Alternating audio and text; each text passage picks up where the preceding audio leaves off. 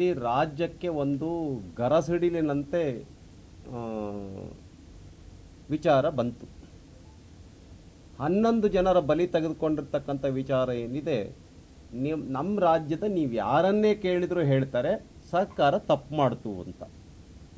ಯಾರನ್ನು ಕೇಳಿದ್ರು, ನೀವು ಯಾವುದೇ ಮಾಧ್ಯಮದ ಟಿ ವಿ ಚಾನಲ್ಗಳನ್ನು ನೋಡಿ, ಸೋಷಿಯಲ್ ಮೀಡಿಯಾದಲ್ಲಿ ನೋಡಿ, ಯಾರನ್ನು ಕೇಳಿದ್ರು ಕೂಡ ಸರ್ಕಾರ ಇಮ್ಮಿಡಿಯೇಟ್ ಮಾರನೇ ದಿನನೇ ಮಾಡಿದ್ದು ಸರಿಯಲ್ಲ ಅಂತ ಹೇಳಿದ್ರು. ಪೊಲೀಸ್ ಇಲಾಖೆ ಹೇಳ್ತು ಮಾರನೇ ದಿನನೇ ಮಾಡಿದ್ರಿಂದ ನಮಗೆ ಭದ್ರತೆಯನ್ನು ಒದಗಿಸೋದಕ್ಕೆ ಸಾಧ್ಯ ಇಲ್ಲ ಅಂತ ಪೊಲೀಸ್ ಇಲಾಖೆ ಲೆಟರ್ ಬರೆದಿದೆ DPRಗೆ. ಆ ಲೆಟರ್ ಎಲ್ಲ ಸೋಷಿಯಲ್ ಮೀಡಿಯಾದಲ್ಲಿ ಟಿವಿಗಳಲ್ಲಿ ಓಡಾಡ್ತು. ಆದರೆ ಸರ್ಕಾರ ಏನಪ್ಪ ಮಾಡ್ತು ಅಂತೇಳಿದ್ರೆ ಅದೇ ಪೊಲೀಸ್ ಇಲಾಖೆ ಮೇಲೆ ಕ್ರಮ ತೆಗೆದುಕೊಳ್ಳೋದು. ಲೆಟರ್ ಬರೀತಲ್ಲ ಅದಕ್ಕ ಕಮಿಷನರ್ ಏನು ತಪ್ಪು ಮಾಡಿದ್ರು? Very disciplined police officer Dayanand ಅವರು ಎಲ್ಲೆಲ್ಲಿ ಡ್ಯೂಟಿಯನ್ನು ಮಾಡಿದರೆ ಅಲ್ಲಿ ಎಲ್ಲ ನೀವು ಸರ್ವೆ ಮಾಡಿ ಬೇಕಾರೆ. ಎಂಥ ಒಳ್ಳೆ ಪೊಲೀಸ್ ಆಫೀಸರ್. ಅಂಥ ವ್ಯಕ್ತಿಯ ಮೇಲೆ ನೀವು ಸರ್ಕಾರ ಕ್ರಮ ತೆಗೆದುಕೊಳ್ತು. ಎರಡನೇದು, 5 ಜನ ಪೊಲೀಸರು ಅಧಿಕಾರಿಗಳ ಮೇಲೆ ನೀವು ಸಸ್ಪೆಂಡ್ ಮಾಡಿದಿರಿ, ಕೆಲವ್ರನ್ನ ವರ್ಗಾವಣೆ ಮಾಡಿದಿರಿ. ಇಂಟೆಲಿಜೆನ್ಸ್ ಡಿಪಾರ್ಟ್ಮೆಂಟ್ ಭಾಳ ವೆರಿ ಮಚ್ ಕಾರಣ ಆಗಿತ್ತು. ಆ ಡಿಪಾರ್ಟ್ಮೆಂಟ್ ಮೇಲೆ, ಆ ಡಿಪಾರ್ಟ್ಮೆಂಟ್ ಹೆಡ್ ಮೇಲೆ ಯಾರ ಮೇಲೂ ಕ್ರಮ ತೆಗೆದುಕೊಳ್ಳಲಿಲ್ಲ. ಇನ್ನು ಲಾಸ್ಟ್ ಅಂಶ ಏನು ಅಂತ ಹೇಳಿದ್ರೆ, ನೀವು ಜಾತಿ ಗಣತಿನ ಅಡ್ಡ ತೆಗೆದುಕೊಂಡು ಬಂದ್ರಿ ಈ ಒಂದು ಕೇಸನ್ನು ಮುಚ್ಚಾಕೋದಕ್ಕೆ. ಈ ಕೇಸ್ ಮುಚ್ಚಾಕೋದಕ್ಕೆ ಜಾತಿ ಗಣತಿಯನ್ನು ಅಡ್ಡ ತಂದುಬಿಟ್ಟು 168 ಕೋಟಿ ರೂಪಾಯಿ ಏನು ಖರ್ಚು ಮಾಡಿದ್ರಿ. ನಮ್ಮ ಈಗ ಗೋಪಾಲಯ್ಯ ಅವರು ಹೇಳಿದ್ದಾರೆ, ಎಲ್ಲ ಮನೆಗಳಿಗೂ ಕೂಡ ಹೋಗಿರಲಿಲ್ಲ, ಸರಿಯಾದ ಸರ್ವೆಯನ್ನು ಮಾಡಿರಲಿಲ್ಲ, ವೈಜ್ಞಾನಿಕವಾಗಿ ಮಾಡಿರಲಿಲ್ಲ ಅಂಥೇಳಿ ನಿಮ್ಮ ಹೈಕಮಾಂಡೇ ಹೇಳ್ತು. ಸಿದ್ದರಾಮಯ್ಯ ಅವರು ಅದುವರೆಗೂ ಒಪ್ಕೊಂಡೇ ಇರಲಿಲ್ಲ. ಯಾವಾಗ ರಾಹುಲ್ ಗಾಂಧಿ ಅವರು ಮತ್ತು ಮಲ್ಲಿಕಾರ್ಜುನ್ ಖರ್ಗೆ ಅವರು ಇದನ್ನು ವಾಪಸ್ ತೆಗೆದುಕೊಳ್ಬೇಕು ಅಂತ ಹೇಳಿದ್ರು, ಆವಾಗ ಸಿದ್ದರಾಮಯ್ಯ ಅವರು ಒಪ್ಕೊಳ್ತಾರೆ. ಅಂದರೆ ಕರ್ನಾಟಕ ರಾಜ್ಯದ ಕೋಟ್ಯಾಂತರ ಜನ ಹೇಳಿದ್ರು, ನೀವು ಕೇಳಲಿಲ್ಲ. ಮಠಾಧೀಶರು ಹೇಳಿದ್ರು, ನೀವು ಕೇಳಲಿಲ್ಲ. ವಿಪಕ್ಷಗಳು ಹೇಳಿತ್ತು, ಕೇಳಲಿಲ್ಲ. ಅಂದರೆ ಕರ್ನಾಟಕ ರಾಜ್ಯದ ವಿಪಕ್ಷಗಳಿಗೆ, ಕರ್ನಾಟಕ ರಾಜ್ಯದ ಮಠಾಧೀಶರಿಗೆ, ಕರ್ನಾಟಕ ರಾಜ್ಯದ ಜನನಾಯಕರುಗಳಿಗೆ ಏನು ಬೆಲೆನೇ ಇಲ್ವಾ? ಈ ರೀತಿ ಸಿದ್ದರಾಮಯ್ಯ ಅವರ ಸರ್ವಾಧಿಕಾರಿ ಧೋರಣೆ ಏನಿದೆ, ಇದು ಎಷ್ಟು ಸರಿ? ಏಕಾಏಕಿ 5 ಜನ ಪೊಲೀಸರ ಮೇಲೆ ಬ್ರಹ್ಮಾಸ್ತ್ರವನ್ನು ಬಿಟ್ಟಿದ್ದು ಎಷ್ಟು ಸರಿ? ಈ ಥರ 10 ಪ್ರಶ್ನೆಗಳು ಜನರ ಮನಸ್ಸಿನಲ್ಲಿ ಇದೆ. ಆ ಹಿನ್ನೆಲೆಯಲ್ಲಿ ಈ ಸರ್ಕಾರ ತಪ್ಪು ಮಾಡಿದೆ. ಈ ಸರ್ಕಾರದ ತಪ್ಪಿನಿಂದನೇ 11 ಜನರ ಬಲಿಯಾಯಿತು. ಅದು ಎಂತೆಂಥವ್ರು ಪಾಪ 9ನೇ ಕ್ಲಾಸ್ ಓದ್ತಾ ಇರ್ತಕ್ಕಂಥ ವಿದ್ಯಾರ್ಥಿನಿ, ಎಂಜಿನಿಯರಿಂಗ್ ಓದ್ತಾ ಇರ್ತಕ್ಕಂಥ ವಿದ್ಯಾರ್ಥಿಗಳು, CA ಪ್ರಾಕ್ಟೀಸ್ ಮಾಡ್ತಾ ಇರ್ತಕ್ಕಂಥವ್ರು ಎಲ್ಲ ಭಾಳ ಒಳ್ಳೆ ಸ್ಥಿತಿವಂತರು ತೀರ್ಕೊಂಡು. ಹಾಗಾಗಿ ಇದಕ್ಕೆ ಸರ್ಕಾರದ ತಪ್ಪಿನಿಂದನೇ ಈ ರೀತಿ ಒಂದು ದೊಡ್ಡ ಪ್ರಮಾದ ಕರ್ನಾಟಕ ರಾಜ್ಯದಲ್ಲಿ ಘಟಿಸಿ ಹೋಯಿತು. ಆದ್ದರಿಂದ ಇದರ ನೇರ ಹೊಣೆಗಾರಿಕೆಯನ್ನು ಈ ಸರ್ಕಾರ ಹೊರಬೇಕು. ಮುಖ್ಯಮಂತ್ರಿ ಉಪಮುಖ್ಯಮಂತ್ರಿಗಳು ಇಬ್ಬರು ರಾಜೀನಾಮೆಯನ್ನು ಕೊಡಬೇಕು ಅಂತ ಆಗ್ರಹಿಸಿ 17ನೇ ತಾರೀಕು 13ನೇ ತಾರೀಕು ನಡಿಬೇಕಾಗಿತ್ತು ನಮ್ಮದು ಹೋರಾಟ. ಆದರೆ 12ನೇ ತಾರೀಕು ವಿಮಾನ ದುರಂತ ಆಗಿದ್ದರಿಂದ, ಅಲ್ಲಿ 100 ಜನ ಮೃತ್ಯು ಆಗಿದ್ದರಿಂದ ನಾವು ಆ ಸಂದರ್ಭದಲ್ಲಿ ಹೋರಾಟ ಮಾಡ್ತಕ್ಕಂಥದ್ದು ಸರಿಯಲ್ಲ ಅನ್ನೋ ಕಾರಣಕ್ಕೋಸ್ಕರ ನಾವು 17ನೇ ತಾರೀಕು ಈ ಹೋರಾಟವನ್ನು ಹಮ್ಮಿಕೊಂಡಿದ್ದೇವೆ. ಆದ್ದರಿಂದ ನೈತಿಕ ಹೊಣೆ ಹೊತ್ತು ಮುಖ್ಯಮಂತ್ರಿಗಳು ಉಪಮುಖ್ಯಮಂತ್ರಿಗಳು ರಾಜೀನಾಮೆಯನ್ನು ಕೊಡಬೇಕು ಅಂತ ಆಗ್ರಹ ಪಡಿಸ್ತೇನೆ. ಇನ್ನು ಲಾಸ್ಟ್ ಒಂದು ಮಾತು, ಕಾಂಗ್ರೆಸ್ಸಿನ ಹೈಕಮಾಂಡ್ ಅಕಸ್ಮಾತ್ ಈ 11 ಜನರ ಸಾವಿಗೆ ಈ ಸರ್ಕಾರ ಹೇಗೆ ಕಾರಣ ಆಗಿದೆ, ಹಾಗೆ ನಮ್ಮ ಸರ್ಕಾರ ಏನಾದರೂ ಇದ್ದಿದ್ರೆ, BJP ಸರ್ಕಾರ ಏನಾದರೂ ಅದೇ ಸಂದರ್ಭದಲ್ಲಿ ಈ ಒಂದು ಘಟನೆ ಆಗಿದ್ದರೆ, ಸಿದ್ದರಾಮಯ್ಯ ಅವರು ಅದೆಷ್ಟು ವಿಧಾನಸೌಧದ ಗೇಟ್ಗಳನ್ನು ಮುರಿತಾ ಇದ್ರು, ಅದೆಷ್ಟು ಸಾರಿ ವಿಧಾನಸೌಧದ ಗೇಟಿಗೆ ಕಾಲಿಂದ ಹೊಡಿತಾ ಇದ್ರು, ರಾಜೀನಾಮೆಯನ್ನು ಕೊಡಿ ಅಂತ ಹೇಳಿ ಎಷ್ಟು ಸಾರಿ ಆಗ್ರಹ ಪಡಿಸ್ತಾ ಇದ್ರು. ನಿಮಗೊಂದು ನ್ಯಾಯ, ನಮಗೊಂದು ನ್ಯಾಯ. ನಮ್ಮ ಮಾನ್ಯ ಸಿದ್ದರಾಮಯ್ಯ ಅವರೇ, ಪೊಲೀಸ್ ಅಧಿಕಾರಿ ಮೇಲೆ ಬ್ರಹ್ಮಾಸ್ತ್ರನ ನೀವು ಬೆಳಗಾಂನಲ್ಲಿ ಒಬ್ಬ ಪೊಲೀಸ್ ಅಧಿಕಾರಿ SP ಅವರು ಬರ್ಮನಿ ಅನ್ನೋರ ಮೇಲೆ ಯಾರ ಅವನು SP ಅಂಥೇಳಿ ಕರೆದು ಹೊಡಿಯೋಕ್ಕೆ ಹೋದ್ರಿ. ಅಂದರೆ ಕರ್ನಾಟಕ ರಾಜ್ಯದಲ್ಲಿ ಏನೇ ತಪ್ಪು ಮಾಡಿದ್ರು ಸರ್ಕಾರ ತಪ್ಪು ಮಾಡೋದಿಲ್ಲ, ಅಧಿಕಾರಿಗಳು ತಪ್ಪು ಮಾಡ್ತಾರ, ಮಂತ್ರಿಗಳು ಯಾರು ತಪ್ಪೇ ಮಾಡ್ತಾ ಇಲ್ವಾ? ನಿಮ್ಮ ಸರ್ಕಾರ ತಪ್ಪೇ ಮಾಡಿಲ್ವಾ? ಆದ್ದರಿಂದ ನೇರವಾಗಿ ನಾವು ಹೇಳ್ತಾ ಇದ್ದೇವೆ, ಸರ್ಕಾರ ತಪ್ಪು ಮಾಡಿದೆ, ದೊಡ್ಡ ಪ್ರಮಾದವನ್ನು ಮಾಡಿದೆ. 11 ಜನರ ಮೃತ್ಯುವಿಗೆ ನೇರವಾಗಿ ಸರ್ಕಾರನೇ ಕಾರಣ. ಆದ್ದರಿಂದ 17ನೇ ತಾರೀಕು ನಾವು ರಾಜ್ಯಾದ್ಯಂತ ಬೆಂಗಳೂರಿನಲ್ಲಿ ಪ್ರತಿಭಟನೆಯನ್ನು ಮಾಡ್ತಾ ಇದ್ದೀವಿ. 16ನೇ ತಾರೀಕು ರಾಜ್ಯಾದ್ಯಂತ ಪ್ರತಿಭಟನೆಗಳು ಎಲ್ಲ ಜಿಲ್ಲೆಗಳಲ್ಲಿ ನಡೆಯುತ್ತೆ. ಆದ್ದರಿಂದ ಸರ್ಕಾರ ಕೂಡಲೇ ರಾಜೀನಾಮೆಯನ್ನು ಕೊಡಬೇಕು ಅಂತ ನಾನು ಈ ಸಂದರ್ಭದಲ್ಲಿ ಆಗ್ರಹಪಡಿಸ್ತೇನೆ. ಆ ಹಿನ್ನೆಲೆಯಲ್ಲಿ ನಾವೊಂದು ಪೋಸ್ಟರನ್ನು ಬಿಡುಗಡೆ ಮಾಡ್ತಾ ಇದ್ದೇವೆ.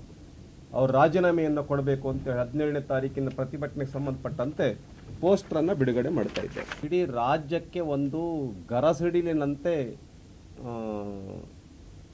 ವಿಚಾರ ಬಂತು. 11 ಜನರ ಬಲಿ ತೆಗೆದುಕೊಂಡಿರ್ತಕ್ಕಂಥ ವಿಚಾರ ಏನಿದೆ, ನಮ್ಮ ರಾಜ್ಯದ ನೀವು ಯಾರನ್ನೇ ಕೇಳಿದ್ರು ಹೇಳ್ತಾರೆ ಸರ್ಕಾರ ತಪ್ಪು ಮಾಡ್ತು ಅಂತ. ಯಾರನ್ನು ಕೇಳಿದ್ರು, ನೀವು ಯಾವುದೇ ಮಾಧ್ಯಮದ TV ಚಾನಲ್ಗಳನ್ನು ನೋಡಿ, ಸೋಷಿಯಲ್ ಮೀಡಿಯಾದಲ್ಲಿ ನೋಡಿ, ಯಾರನ್ನು ಕೇಳಿದ್ರು ಕೂಡ ಸರ್ಕಾರ ಇಮ್ಮಿಡಿಯೇಟ್ ಮಾರನೇ ದಿನನೇ ಮಾಡಿದ್ದು ಸರಿಯಲ್ಲ ಅಂತ ಹೇಳಿದ್ರು. ಪೊಲೀಸ್ ಇಲಾಖೆ ಹೇಳ್ತು ಮಾರನೇ ದಿನನೇ ಮಾಡಿದ್ರಿಂದ ನಮಗೆ ಭದ್ರತೆಯನ್ನು ಒದಗಿಸೋದಕ್ಕೆ ಸಾಧ್ಯ ಇಲ್ಲ ಅಂತ ಪೊಲೀಸ್ ಇಲಾಖೆ ಲೆಟರ್ ಬರೆದಿದೆ DPRಗೆ. ಆ ಲೆಟರ್ ಎಲ್ಲ ಸೋಷಿಯಲ್ ಮೀಡಿಯಾದಲ್ಲಿ ಟಿವಿಗಳಲ್ಲಿ ಓಡಾಡ್ತು. ಆದರೆ ಸರ್ಕಾರ ಏನಪ್ಪ ಮಾಡ್ತು ಅಂತೇಳಿದ್ರೆ ಅದೇ ಪೊಲೀಸ್ ಇಲಾಖೆ ಮೇಲೆ ಕ್ರಮ ತೆಗೆದುಕೊಳ್ಳೋದು. ಲೆಟರ್ ಬರೀತಲ್ಲ, ಅದಕ್ಕೆ ಕಮಿಷನರ್ ಏನು ತಪ್ಪು ಮಾಡಿದ್ರು? Very disciplined police officer Dayanand ಅವರು ಎಲ್ಲೆಲ್ಲಿ ಡ್ಯೂಟಿಯನ್ನು ಮಾಡಿದ್ದಾರೆ ಅಲ್ಲಿ ಎಲ್ಲ ನೀವು ಸರ್ವೆ ಮಾಡಿ ಬೇಕಾರೆ. ಎಂಥ ಒಳ್ಳೆ ಪೊಲೀಸ್ ಆಫೀಸರ್, ಅಂಥ ವ್ಯಕ್ತಿಯ ಮೇಲೆ ನೀವು ಸರ್ಕಾರ ಕ್ರಮ ತೆಗೆದುಕೊಳ್ತು. ಎರಡನೇದು, 5 ಜನ ಪೊಲೀಸರು ಅಧಿಕಾರಿಗಳ ಮೇಲೆ ನೀವು ಸಸ್ಪೆಂಡ್ ಮಾಡಿದಿರಿ, ಕೆಲವ್ರನ್ನ ವರ್ಗಾವಣೆ ಮಾಡಿದಿರಿ. ಇಂಟೆಲಿಜೆನ್ಸ್ ಡಿಪಾರ್ಟ್ಮೆಂಟ್ ಭಾಳ ವೆರಿ ಮಚ್ ಕಾರಣ ಆಗಿತ್ತು. ಆ ಡಿಪಾರ್ಟ್ಮೆಂಟ್ ಮೇಲೆ, ಆ ಡಿಪಾರ್ಟ್ಮೆಂಟ್ ಹೆಡ್ ಮೇಲೆ ಯಾರ ಮೇಲೂ ಕ್ರಮ ತೆಗೆದುಕೊಳ್ಳಲಿಲ್ಲ. ಇನ್ನು ಲಾಸ್ಟ್ ಅಂಶ ಏನು ಅಂತ ಹೇಳಿದ್ರೆ, ನೀವು ಜಾತಿ ಗಣತಿನ ಅಡ್ಡ ತೆಗೆದುಕೊಂಡು ಬಂದ್ರಿ ಈ ಒಂದು ಕೇಸನ್ನು ಮುಚ್ಚಾಕೋದಕ್ಕೆ. ಈ ಕೇಸ್ ಮುಚ್ಚಾಕೋದಕ್ಕೆ ಜಾತಿ ಗಣತಿಯನ್ನು ಅಡ್ಡ ತಂದುಬಿಟ್ಟು 168 ಕೋಟಿ ರೂಪಾಯಿ ಏನು ಖರ್ಚು ಮಾಡಿದ್ರಿ. ನಮ್ಮ ಈಗ ಗೋಪಾಲಯ್ಯ ಅವರು ಹೇಳಿದ್ದಾರೆ, ಎಲ್ಲ ಮನೆಗಳಿಗೂ ಕೂಡ ಹೋಗಿರಲಿಲ್ಲ, ಸರಿಯಾದ ಸರ್ವೆಯನ್ನು ಮಾಡಿರಲಿಲ್ಲ, ವೈಜ್ಞಾನಿಕವಾಗಿ ಮಾಡಿರಲಿಲ್ಲ ಅಂಥೇಳಿ ನಿಮ್ಮ ಹೈಕಮಾಂಡೇ ಹೇಳ್ತು. ಸಿದ್ದರಾಮಯ್ಯ ಅವರು ಅದುವರೆಗೂ ಒಪ್ಕೊಂಡೇ ಇರಲಿಲ್ಲ. ಯಾವಾಗ ರಾಹುಲ್ ಗಾಂಧಿ ಅವರು ಮತ್ತು ಮಲ್ಲಿಕಾರ್ಜುನ್ ಖರ್ಗೆ ಅವರು ಇದನ್ನು ವಾಪಸ್ ತೆಗೆದುಕೊಳ್ಬೇಕು ಅಂತ ಹೇಳಿದರು, ಆವಾಗ ಸಿದ್ದರಾಮಯ್ಯ ಅವರು ಒಪ್ಕೊಳ್ತಾರೆ. ಅಂದರೆ ಕರ್ನಾಟಕ ರಾಜ್ಯದ ಕೋಟ್ಯಾಂತರ ಜನ ಹೇಳಿದ್ರು, ನೀವು ಕೇಳಲಿಲ್ಲ. ಮಠಾಧೀಶರು ಹೇಳಿದ್ರು, ನೀವು ಕೇಳಲಿಲ್ಲ. ವಿಪಕ್ಷಗಳು ಹೇಳಿತ್ತು, ಕೇಳಲಿಲ್ಲ. ಅಂದರೆ ಕರ್ನಾಟಕ ರಾಜ್ಯದ ವಿಪಕ್ಷಗಳಿಗೆ, ಕರ್ನಾಟಕ ರಾಜ್ಯದ ಮಠಾಧೀಶರಿಗೆ, ಕರ್ನಾಟಕ ರಾಜ್ಯದ ಜನನಾಯಕರುಗಳಿಗೆ ಏನು ಬೆಲೆನೇ ಇಲ್ವಾ? ಈ ರೀತಿ ಸಿದ್ದರಾಮಯ್ಯ ಅವರ ಸರ್ವಾಧಿಕಾರಿ ಧೋರಣೆ ಏನಿದೆ, ಇದು ಎಷ್ಟು ಸರಿ? ಏಕಾಏಕಿ 5 ಜನ ಪೊಲೀಸರ ಮೇಲೆ ಬ್ರಹ್ಮಾಸ್ತ್ರವನ್ನು ಬಿಟ್ಟಿದ್ದು ಎಷ್ಟು ಸರಿ? ಈ ಥರ 10 ಪ್ರಶ್ನೆಗಳು ಜನರ ಮನಸ್ಸಿನಲ್ಲಿ ಇದೆ. ಆ ಹಿನ್ನೆಲೆಯಲ್ಲಿ ಈ ಸರ್ಕಾರ ತಪ್ಪು ಮಾಡಿದೆ. ಈ ಸರ್ಕಾರದ ತಪ್ಪಿನಿಂದನೇ 11 ಜನರ ಬಲಿಯಾಯಿತು. ಅದು ಎಂತೆಂಥವ್ರು ಪಾಪ 9ನೇ ಕ್ಲಾಸ್ ಓದ್ತಾ ಇರ್ತಕ್ಕಂಥ ವಿದ್ಯಾರ್ಥಿನಿ, ಎಂಜಿನಿಯರಿಂಗ್ ಓದ್ತಾ ಇರ್ತಕ್ಕಂಥ ವಿದ್ಯಾರ್ಥಿಗಳು, CA ಪ್ರಾಕ್ಟೀಸ್ ಮಾಡ್ತಾ ಇರ್ತಕ್ಕಂಥವ್ರು ಎಲ್ಲ ಭಾಳ ಒಳ್ಳೆ ಸ್ಥಿತಿವಂತರು ತೀರ್ಕೊಂಡು. ಹಾಗಾಗಿ ಇದಕ್ಕೆ ಸರ್ಕಾರದ ತಪ್ಪಿನಿಂದನೇ ಈ ರೀತಿ ಒಂದು ದೊಡ್ಡ ಪ್ರಮಾದ ಕರ್ನಾಟಕ ರಾಜ್ಯದಲ್ಲಿ ಘಟಿಸಿ ಹೋಯಿತು. ಆದ್ದರಿಂದ ಇದರ ನೇರ ಹೊಣೆಗಾರಿಕೆಯನ್ನು ಈ ಸರ್ಕಾರ ಹೊರಬೇಕು. ಮುಖ್ಯಮಂತ್ರಿ ಉಪಮುಖ್ಯಮಂತ್ರಿಗಳು ಇಬ್ಬರು ರಾಜೀನಾಮೆಯನ್ನು ಕೊಡಬೇಕು ಅಂತ ಆಗ್ರಹಿಸಿ 17ನೇ ತಾರೀಕು 13ನೇ ತಾರೀಕು ನಡಿಬೇಕಾಗಿತ್ತು ನಮ್ಮದು ಹೋರಾಟ. ಆದರೆ 12ನೇ ತಾರೀಕು ವಿಮಾನ ದುರಂತ ಆಗಿದ್ದರಿಂದ ಅಲ್ಲಿ ನೂರಾರು ಜನ ಮೃತ್ಯು ಆಗಿದ್ದರಿಂದ ನಾವು ಆ ಸಂದರ್ಭದಲ್ಲಿ ಹೋರಾಟ ಮಾಡ್ತಕ್ಕಂಥದ್ದು ಸರಿಯಲ್ಲ ಅನ್ನೋ ಕಾರಣಕ್ಕೋಸ್ಕರ ನಾವು 17ನೇ ತಾರೀಕು ಈ ಹೋರಾಟವನ್ನು ಹಮ್ಮಿಕೊಂಡಿದ್ದೇವೆ.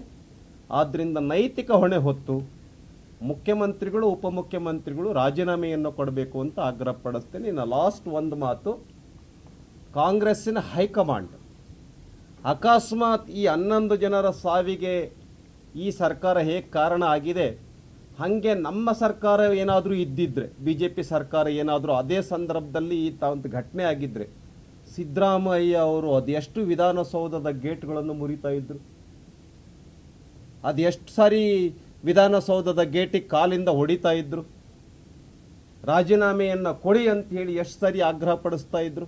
ನಿಮಗೊಂದು ನ್ಯಾಯ ನಮಗೊಂದು ನ್ಯಾಯ. ನಮ್ಮ ಮಾನ್ಯ ಸಿದ್ದರಾಮಯ್ಯ ಅವರೇ, ಪೊಲೀಸ್ ಅಧಿಕಾರಿ ಮೇಲೆ ಬ್ರಹ್ಮಾಸ್ತ್ರನ? ನೀವು ಬೆಳಗಾಂನಲ್ಲಿ ಒಬ್ಬ ಪೊಲೀಸ್ ಅಧಿಕಾರಿ SP ಅವರು